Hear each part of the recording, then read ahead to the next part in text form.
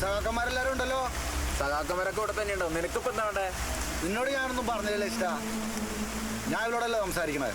രഞ്ജ, നിന്റെ അപ്പന്റെ കയ്യിലെ പണത്തിന്റെ ഉങ്ക് കാണിക്കാതെപ്പോ. നിന്റെ അപ്പന്റെ കയ്യിൽ പൈസ ഇല്ലാത്തതിന് ഞാൻ എന്ത് ചെയ്യണം ഇഷ്ട? രഞ്ജ, നീ പ്രശ്നം ഉണ്ടാക്കാതെ പോവാൻ നോക്കിയേ.